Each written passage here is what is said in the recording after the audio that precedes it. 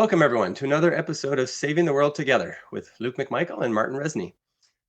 Today we have another special guest, Lucy Chen, our winner of the silver medalist for the nonfiction book category of the Golden Door Awards. Thanks so much for joining us today, Lucy. Lucy is a risk management executive, also a certified human potential coach and psychological fitness specialist who founded Gifted Coaching. She's also author, speaker, and a founding member of the San Francisco chapter of Chief of Private Network for Women Executives. And today she comes to us as the author of Build Resilience, Live, Learn, and Lead is her book.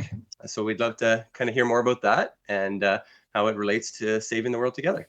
So Lucy, thanks so much for joining us. Do you want to give a quick introduction of yourself to our viewers and we'll jump into some of the questions? Of course. Yeah, it's my pleasure. Thank you so much for inviting me to your show today. As you mentioned, I'm an author. So here it is. This is my book, Build Resilience, Live, Learn, and Lead. Just published 6 months ago, and I have won 3 awards so far. Very proud of my work. Nice. And one thing that I want to add on in terms of the introduction is I'm a taekwondo black belt. So nice. yeah, something about me. How long have you been doing taekwondo for? More than 5 years. Nice. That's awesome. Really worked hard. So tell us about your book, Lucy. How does it give us kind of a general overview? Building resilience is definitely a great concept for any kind of future world. We definitely want our world to be resilient, and we want our individuals to be as resilient as possible. Obviously, learning and leading is major concepts in any kind of a better world as well. How would you say it directly ties to kind of the overall concept of saving the world together as far as bringing people? Is it more of an individual book, or is it more of kind of a group-based book? Right. So the book is really a self-help book. I started off writing my father's story, my father, my mother, and myself. That's because 2 years ago, my father passed away. So I started doing the soul searching. I've done a lot of writing, and per my friend's invitation, I started writing, putting together as a book. The first portion of the book is really memoir stories, personal stories. And then the second portion, I summarized to come up with the 7 principles of building resilience. I guess you're familiar with the 7, right? The magic word of the 7 pillars of Absolutely, saving. we love 7. The lucky number 7 in many cultures. Right, absolutely. So the book I start off again as a memoir, but I think the main point is by looking back at the history and also my personal experiences, including my family values, I think is really valuable for me to share the stories and the experience and then the principles to other people so that they can apply in their life to live a more successful life, per se. One thing I want to really call out is because I grew up relatively poor, and of course, my parents, they struggled a lot in their childhood and growing up. And the puzzle or the struggle that I wanted to really share with people was that it seems that nowadays, majority of the world, I mean, especially I'm talking about the developed world, developed countries with a lot of resources, and people still struggle mentally, especially, and about searching their meaning, the life's purpose, and how to create a better world. So the book is providing the tools and the principles to allow people to really get in touch of their inner wisdom and also move forward and equipped with the practical tools to help them mentally and physically. So that's kind of long story short, or the nutshell of the book about. That sounds great. Just out of curiosity, do you happen to have a list of the 7 principles that's easy to share? I know you have to get into the details to make them actually mean stuff, but I'm kind of curious if there's a decent list you want to flash or something from a page, or just share them quickly. Right. So 7 principles. The first one is healing and nurturing. The Okay. second one is dreams, and hopes and dreams. And the number three is uh, gratefulness and contentment. Number four is spirituality and faith. Number five is growth. Remember the growth mindset, right? Or adaptability. They're all tied together. And number six is connection and building a community. Number seven is a simple life. I love it. Like, is that like voluntary minimalism, simplicity kind of thing? Voluntary. Yes.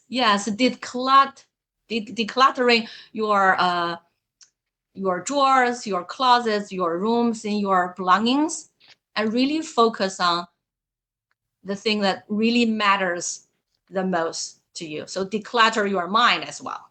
No, that's excellent. Those definitely fall very much in line with our creating purpose pillar, as well as the connections ones. Kind of all 7 pillars is about connecting people for sure, and the simple life absolutely is about we're all about trying to find happiness and joy in the simple things, so that we don't have to overpollute the world with way too much stuff or way too much consumption. Right? We definitely way overconsume in general as a species, and we need to kind of find that balance there somehow, and kind of look more inward for our gratification. Yes, absolutely. Excellent. Martin, what do you think? Any comments or thoughts?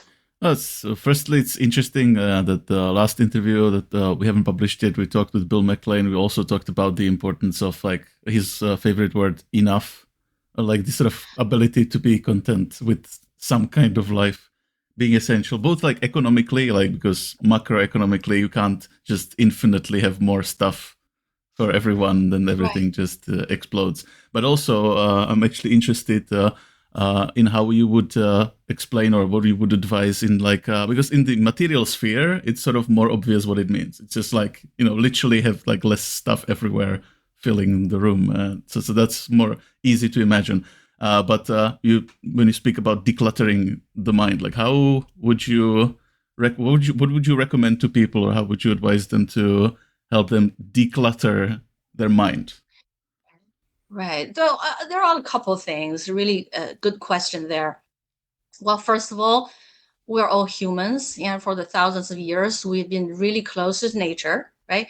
And just think about the lifestyle of our modern society. Excuse me. And it seems we're all really isolated. Would you agree? We're isolated into our own little room, our little mind. And also, it seems that we're connecting with a lot of people online, but we're isolated. And we're really individuals, and we spend a whole lot of time in front of a computer, and also we connect people through social media.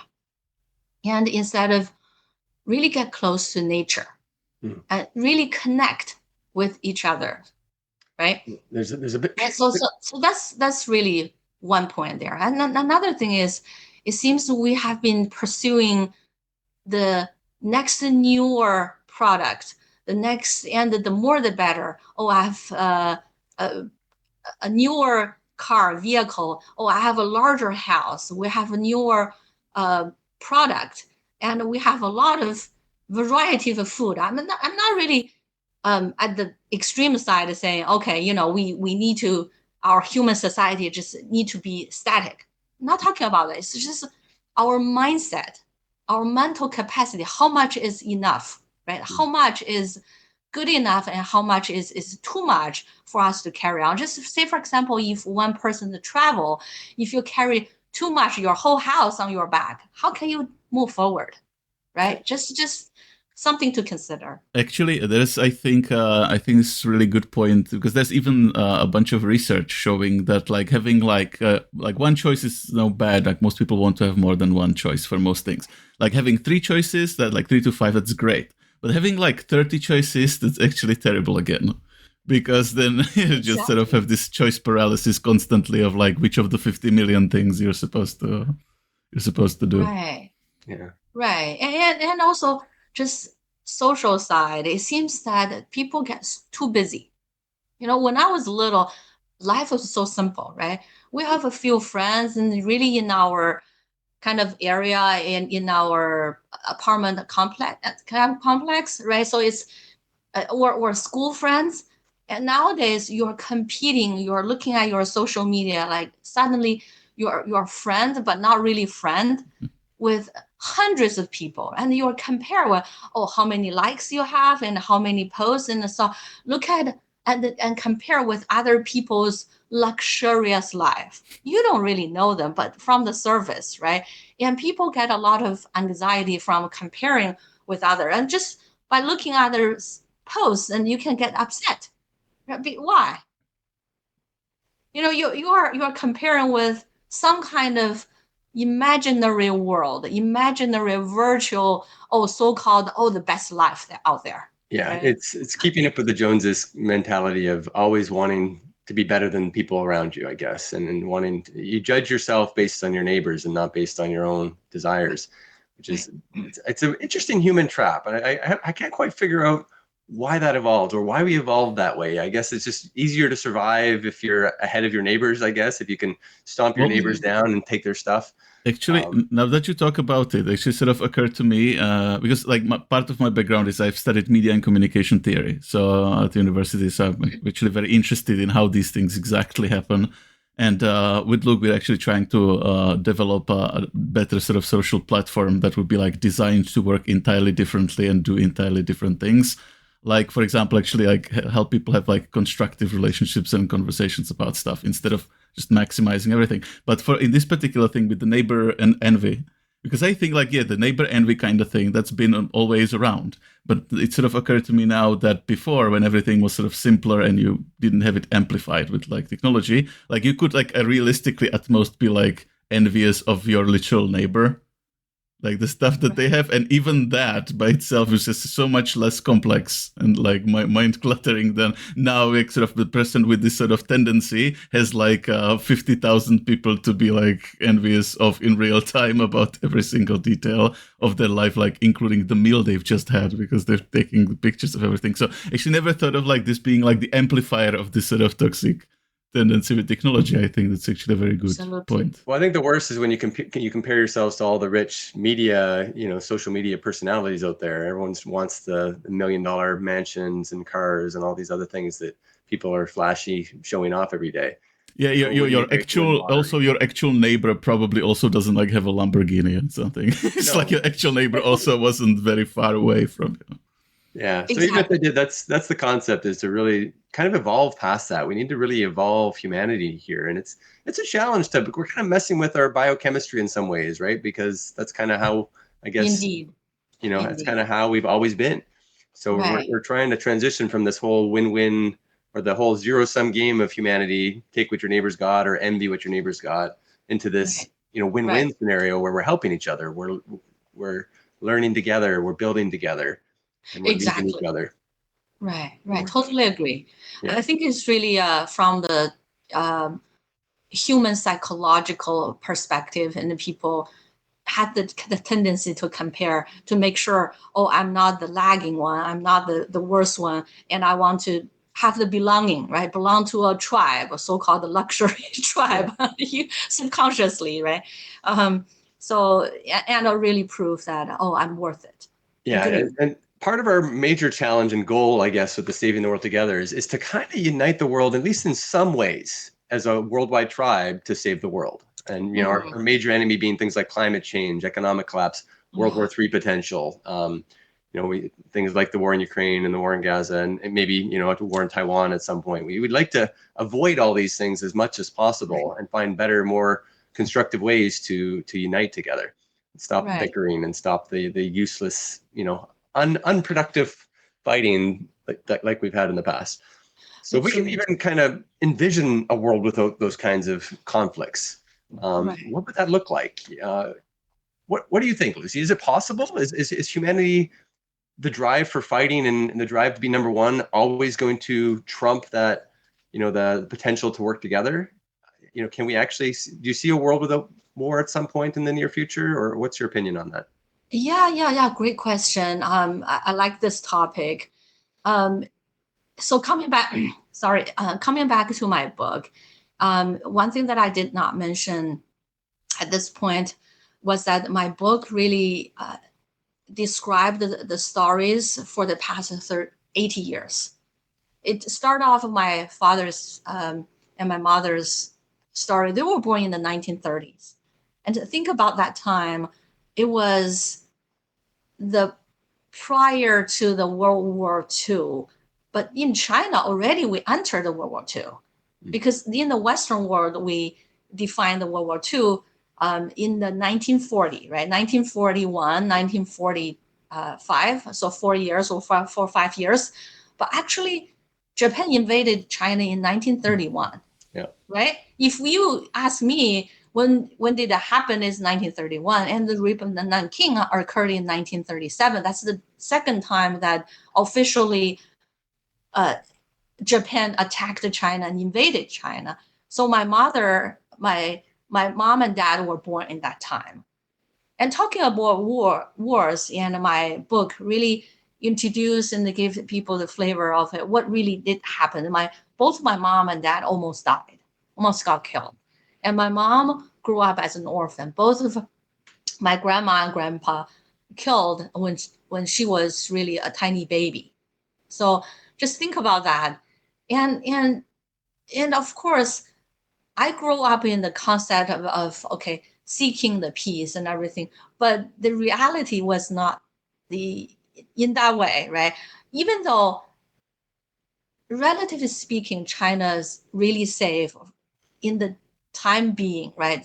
In my 50s. So for the past 50 something years, but look at the people in other part of the world. It's always war. And it's just so surprising that after humans experience World War I, World War II, people are still fighting and killing each other, and the massacres happened each and every day. Yeah, they were supposed to be the wars to end all wars, right? And they didn't. So I just keep asking, is it possible? I was kind of hoping Ukraine might be the last final, war per se. If we could kind of come to some kind of decent resolution there, maybe we learn that this whole war thing just isn't working anymore. It's not necessary anymore. And now we're seeing Gaza as well. It looks like it's going to turn into something big. And then I guess there's an assassination attempt on recently Slovakia, just like a couple of days ago. I'm from Czech Republic, and Slovakia is the neighbor country, and it's also Slovakia is in between Czech Republic and Ukraine. It's like a neighboring country to Ukraine, and so Prime Minister Fico was an assassination attempt at him 2 days ago. So yeah, my part of the world is not doing extremely well in this regard very lately. But it's also sort of interesting to me because the other thing I studied at university actually is political science.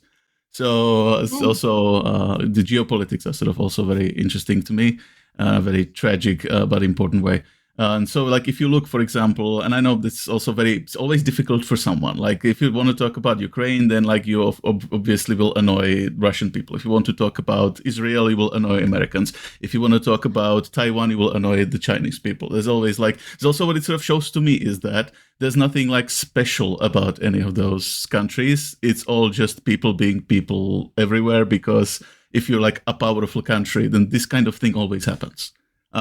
There's some sort of border dispute. There's some territory, and so then so it's for me reason, right? It's the envy. It's is that the same core reason we were just talking about? Or maybe it could be just mechanics of power. It's just you always sort of maneuver yourself into that strategic sort of difficult situation, because at the other time it would be Afghanistan, because for instance Afghanistan was invaded by both the Soviet Union and then the Western Alliance. So sometimes it's a part of the world where somebody is on their bucket list of every empire to invade. It's for some reason. So sometimes it's a place in the world where something exists that's just a problem or important. And so for me, it's both tragic in that it just keeps happening, but also hopeful in that it's really just a human thing. It's not that If you like, so if you like find one way of like helping just people not to do this, then it probably should work everywhere. It's sort of my intuition, because it's just a universal human problem. So maybe if I want to like to ask you about a bit of because we, for instance, haven't really properly asked like so what is your like perspective, for example, specifically on like the sort of Chinese current situation in this regard? With Taiwan or with the Ukraine? Yeah. Well, yes, I don't even want to frame it in any particular way. Just asking you, so it's like, what would you say about presently? Like, if you were in like a position to like advise the leadership of China, like, what would you say is a thing that China should do in this regard? Because like so far, it's doing like comparatively the best, because America is supporting ongoing conflict in Israel, and Russia is doing a kind of an invasion into Ukraine. So actually, of the three, China is like objectively doing the best in like peace terms anyway. So, but just like, what is your perspective? Yeah, it's a huge topic, right? We can talk about this topic for days. It would not fit in this show. No, you're right. But really, a couple of things. I totally agree with you, Martin. The whole war thing, or behind the war, why people are still fighting, killing each other, given that the human society, civilization already advanced to this nowadays time, right? It's where we can go up to the space, we can develop advanced the AI or technology and everything. We're still stupid, killing each other, and really. Or in terms of the environment, that we're destroying our future, right? The earth and resources and everything.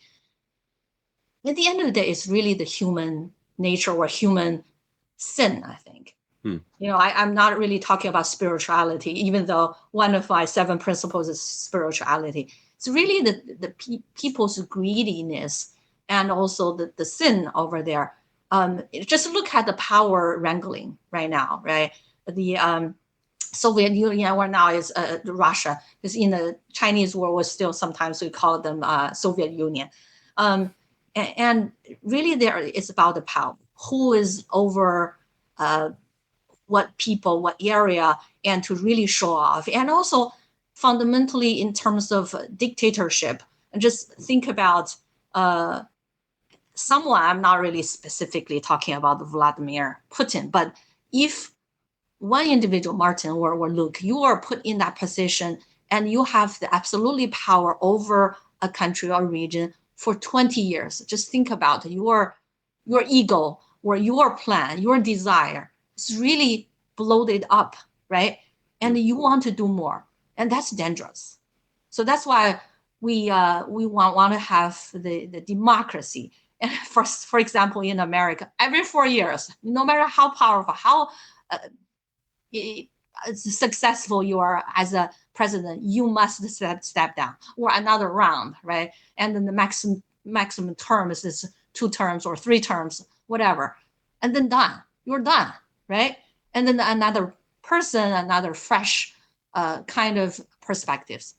I know where I'm not really talking about specifically about China, but really think about the grand schema of human nature. And no, it's I think it's like just universally applies, like particularly like in terms of political science, the argument about a finite amount of terms for the leader of the country, that just universally an issue in China, in Russia, and even in America, Trump refusing to accept the results of the elections. So that it's another universal issue. Like every leader has this tendency to want to stay in power indefinitely, and it just probably isn't good. Like every time it happens. Yeah. So and then coming back to specifically about China, what I hope is that they have a more kind of diverse and also democracy path going that, and which they are going in that way, even though sometimes really Western world they are judging them. They said, okay, they're too slow and etc. But I mean, one optimistic point of view of China is that I'm seeing that they are trying to avoid conflict. They have been for the past 50 years, because really after the World War II, and China continued the Civil War, and after the founding of the new China, and people also suffered a lot, the natural disasters and also political turmoil and everything, and people suffer. And then the leadership realized that after that, Deng Xiaoping, if you recall, right, with the policy of opening the door to the world in the 1976 and 1977, after Chairman Mao died. And really the focus is, okay, let's open the door to the world economically, technology and everything. But we want to be really in the neutral, and we want to build up our infrastructure. That has been the policy for the past 50 years. So that's really one optimistic view that I want to see it going on forward, right? No war, just to keep peace and not to interfere with other people's politics, and really focus on, okay, economic development and the happiness, the abundance of the people in China. Yeah, no, I That's what I want 100%. to see. Yeah, I 100% agree. Like, it's like, even as like a political scientist, like with that analysis, because what was sort of the disappointing thing in Europe, like between European Union and Russia in particular, was that the Germans were actually trying to do this kind of thing. Like, Germans really also after World War II, like, went super pacifist, like to an extreme. But also they had this attempt to build up economic relations, like build up trade, and through that be able to like help even like Russia become more democratic, because like the reasoning was that they would realize just how much like beneficial the mutual trade is to everyone.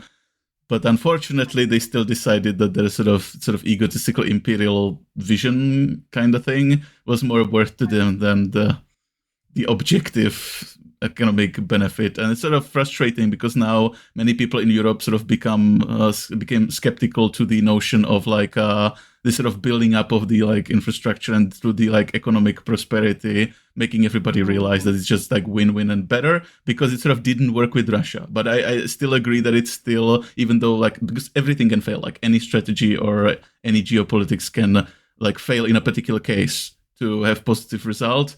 But I would still agree with you that like what else do you want to keep? Like, the only alternative to really keep trying geopolitically is just more wars, and that's just not building up anything constructive.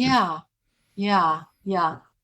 Construction versus destruction. Yeah, if we could just redirect a lot of that military budget towards infrastructure projects, green energy, and just feeding the population in sustainable ways, I think that would be a much better use of our war chest. Well, this thing actually was in Europe, and it was called, since World War II, particularly since the end of the Cold War, it was called the peace dividend.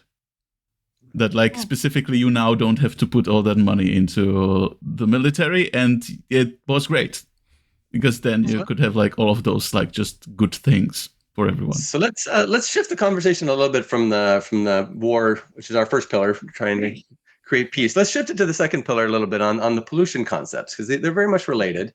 And in order to really solve these world pollution issues, climate change and the like, we need some kind of worldwide agreement. We need some kind of worldwide cooperation, at least at a minimal level, hopefully through the United Nations or through some kind of worldwide agreement.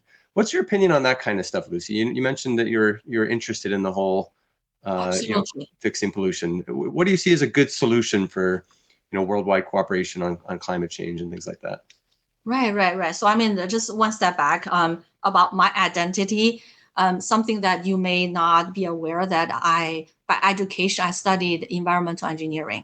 Oh, cool. So both my bachelor's and master's degree.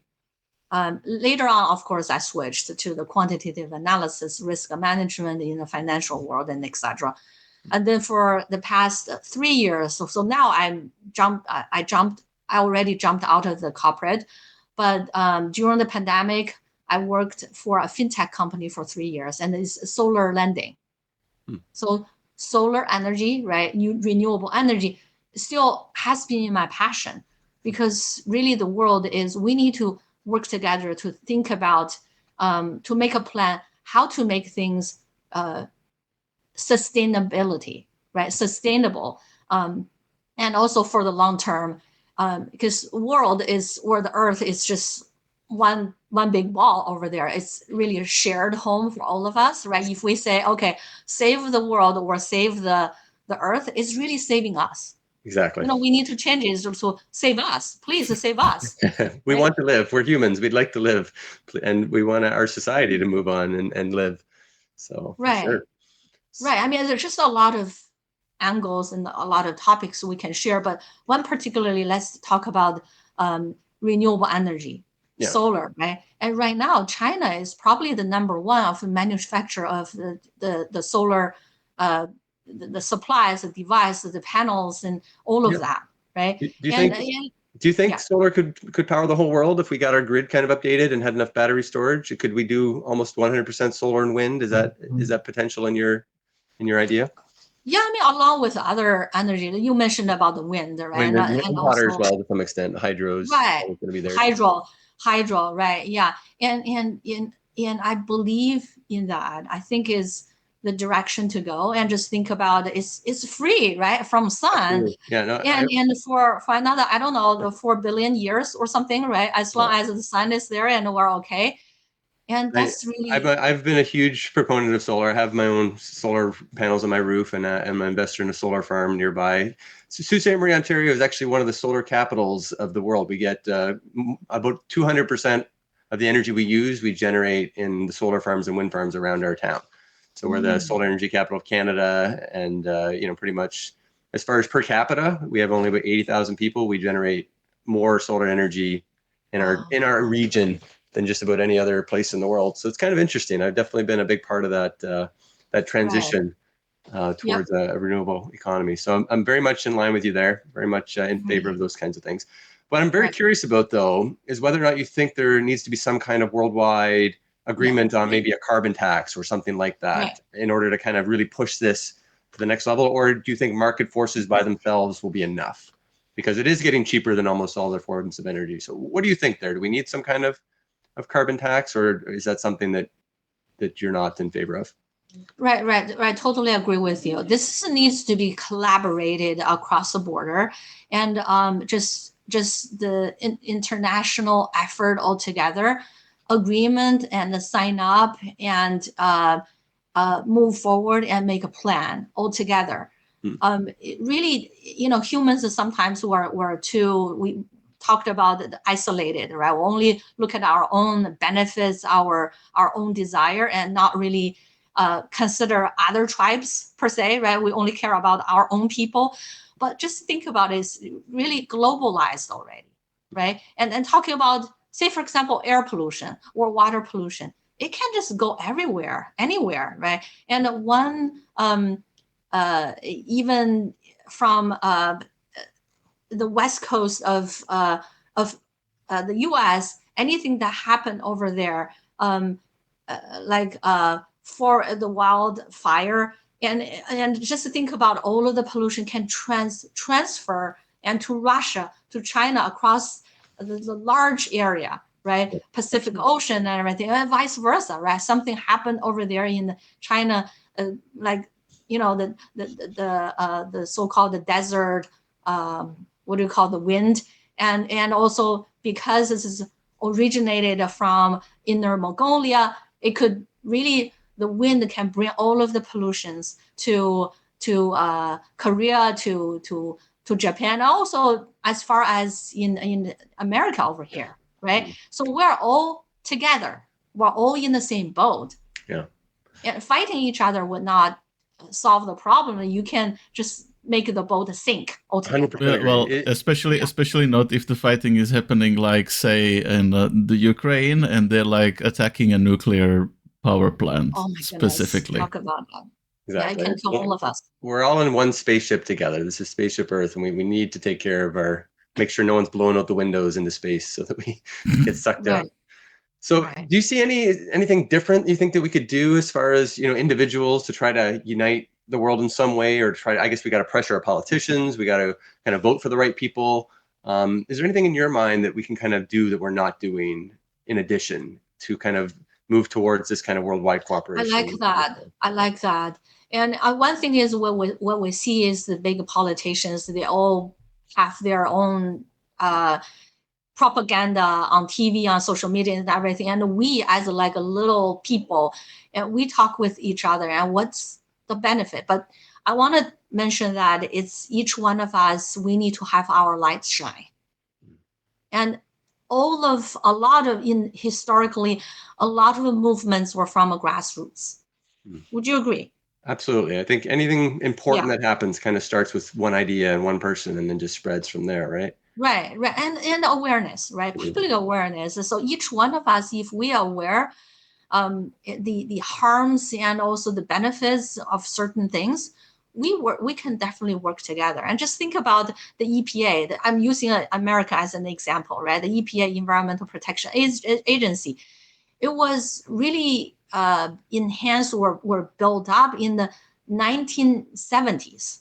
Remember the book, The Silent Spring, right? So the whole thing was from the one book and from the public awareness and the grassroots, and then just work up and up and up to the top and to the politicians, and it's about our public awareness, about individually how we work together, how we think about individually we can help, and start from our personal experience. Save the water, reuse the water, recycle, right? The plastic bag, the compost. Where the other day we're still laughing at New York, because where we live in California, my daughter will move to New York, and they don't have the compost incentives. But in California, almost every home will have a compost bin, and we have a way to recycle, not recycle, but for the compost and reuse the energy per se, right? The material. But in certain states, we don't have that. And but of course, people share the ideas on how we work together, right? Cool. So little by little, the good ideas will grow. The bad ideas will hopefully fade away. We can kind of move forward. And for example, your organization. Thank you. We're doing our best to kind of understand all the different perspectives, right? And kind of spread them, without borders, without any kind of connection. We want to get all these best ideas out there, the best practices out there. Although just was sort of interesting that you've mentioned the Silent Spring, because it was actually featured on the Netflix Three Body Problem show. That's they specifically, there's one character that was encountered, Chinese character encountered the Silent Spring book. At one point, sometimes it feels like we take one step forward, two steps back, but I think it's kind of important to keep on the hope, keep on pushing forward on the good ideas and the good things, get people excited about the new things coming in, the new technologies, the new sustainable initiatives out there. So we love talking about those things. Thanks so much for sharing. I guess we're running low on time, Lucy. Are you good, or do you need to leave like now, or do you have time for one or two more questions? Yeah, maybe 5 more minutes. I really enjoy the conversation. Yeah, and we'd love to have you, maybe have you again sometime if there's other things that we want to dig deeper into. But thank you so much for. So we talked about the peace. We talked about the pollution. Talked about purpose a little bit already with your book and building resilience. So I think we've kind of touched a lot of stuff there. Well, maybe Lucy changed. Lucy mentioned the artificial intelligence is one of the answers. Yeah. So maybe now. My last two questions are about specifically poverty and a UBI, some kind of a worldwide UBI to maybe address that. I was just curious on your opinion on that briefly. If you think UBI is a good thing from your perspective, do we need that with the automation? And that'll lead into some of the technological discussion that we'll wrap up with. But what's your opinion on that? So the UBI you're referring is universal basic income, right? Universal basic income of any kind. I like to call it a universal basic dividend, where we kind of get it from some kind of either land tax or pollution tax as some kind of a worldwide thing, and then kind of give it back to everybody worldwide. So it's revenue neutral.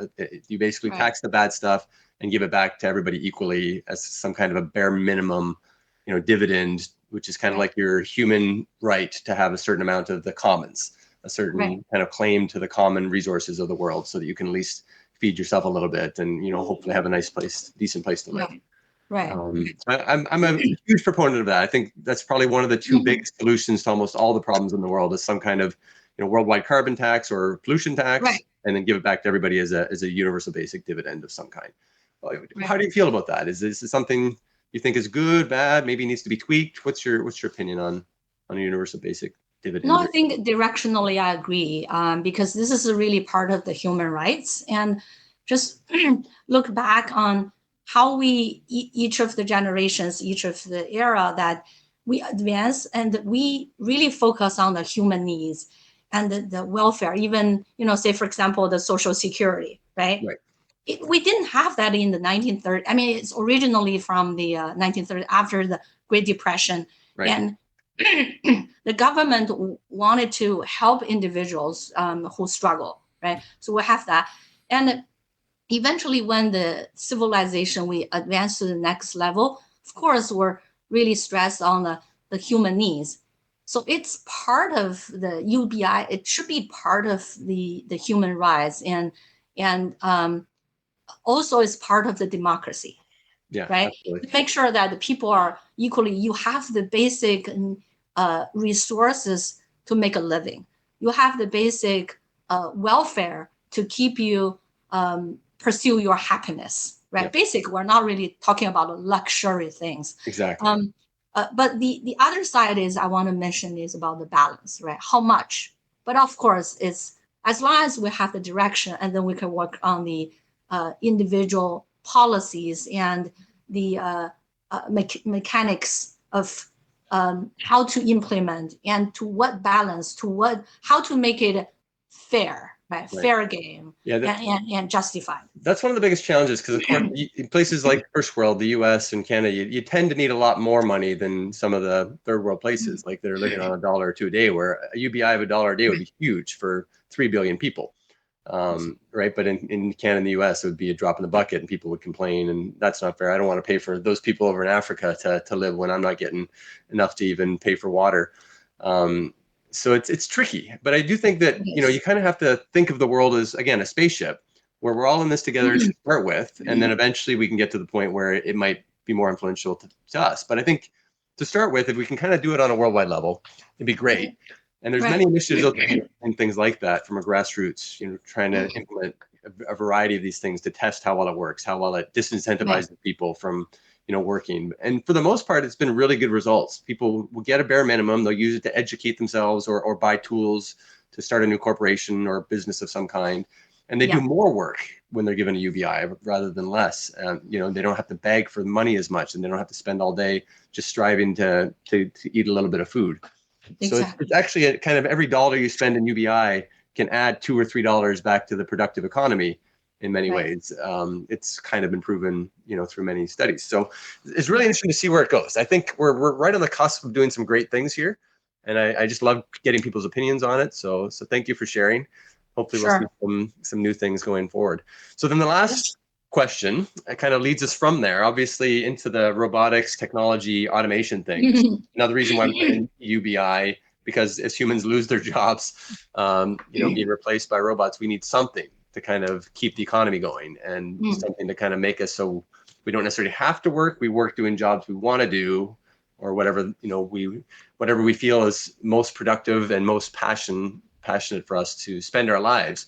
But we don't necessarily need to strive to make food or construct things, because the robots can do a lot of that for us. 3D printing or replicators or whatever it might be. So what's your opinion on where that's going, as far as, do we need to worry about artificial intelligence kind of taking over the world? Do we need to worry about AGI kind of making humans completely obsolete? In just in a nutshell, again, that's a huge multi-day topic, but I'm kind of curious of what your general opinion is on how good is the artificial intelligence and robotics revolution. It's a really great topic. Of course, we can take for days, but long story short, of course, obviously there are two different kind of very divided opinions on that, right? Say, for example, Elon Musk is really worried about the future, and to say, okay, we're doomed, the human doom, and then the AI. Well, it's not literally what he said, but the indication was that, okay, look at our humans' fate, right? If we're not regulated. And another side is, of course, being optimistic, right? Just look at the advancement of the technology and the evolvement of the human society. So I'm more towards to the more optimistic side. again, we live in this world. It's hard to project in the future, like 100 years from now. But again, if we can really regulate it, and we can put proactive efforts, and again, work together, right? Agreement on how to and what to, right? And another extreme would be the biology, the genetic changes, and things like a modification. That's scary, right? Like you modify a human, you become God, right? I've always said we're already kind of cyborgs in some ways with our phones, right? And it's kind of a part of our body now. And so little by little, whether you put the chip in the brain or something, it's not that different from having it in your hand. With the glasses. Or the glasses, first extension. We're already very close to cyborgs, whether however you define it. And it's scary but interesting at the same time. Virtual reality may take off at some point where we kind of spend more time. It's scary, but exciting in many ways too. So it all depends on how we kind of embrace it. Exactly. I like how you say it, working together as a world, because I think, again, this is something that I don't think individual countries can do very well on their own. So they might try to regulate it, but then another country will just let it run rampant. And yes, you can't isolate AI development to one country or one company. And it seems to be something the whole world needs to kind of take in and say, let's figure out how we want our future world to look together on what we want to allow AI to do. Do we want AI to control warfare? Do we want AI to, control our banking systems completely? And how much human intervention should we allow and not allow? And it's something we definitely need to work on and think about. We need worldwide organizations kind of dedicated to that. So it's going to be absolutely. We're the citizens of the globe, the village, the large village. That's exactly it. So that's great. No, that's totally in line with what we're thinking too, Lucy. So I love getting just different ideas. I love seeing where we're at. The more people that kind of agree with us, the more we kind of feel like we're onto something as far as what we need to do. So thank you so much for being with us and sharing your opinions. Martin, is there any final thoughts or questions you have for Lucy before we let her go? Well, not really, actually. I think we've really fairly exhaustively covered a lot of ground. But I'm also glad to see that there actually is the more of these talks we do, that there is so much agreement on so much of this stuff.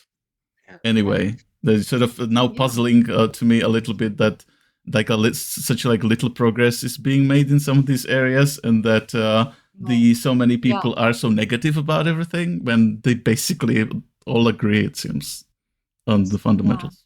Absolutely. So then, do something, right? Absolutely. Rather than being upset and being depressed and think, okay, I'm doomed. Just do something. Just do something. Right? Be happy. Go out. Work with others. Read a good book. Go pick up Lucy's book, Build Resilience. And exactly.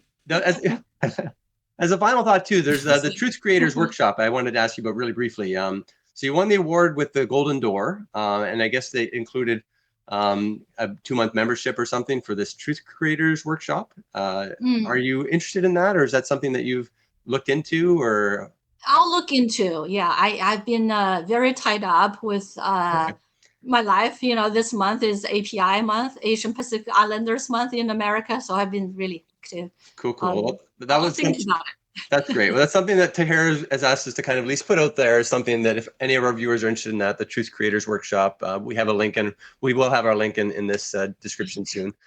So anyone who's interested in that, but also reach out to us anytime if you have ideas. Lucy, we'd love to keep in touch. If you have any other ideas or concepts you'd like us to work on together, the more connections we make, the better. We're very interested in seeing how things evolve with your book and your life, and finding ways to connect to help save the world together. So that being said, thank you so much for being here. Any final words for our audience today, Lucy? No, I think very well. I think because of both of you, you made my day. I feel like, okay, there's a hope, right? We work together and really as a tiny people, but each one of us, we're powerful. Thank you so much. Yeah. All right. Thanks, everybody. Okay. Let's save the world together. Bye-bye. Thank you. Okay. Bye.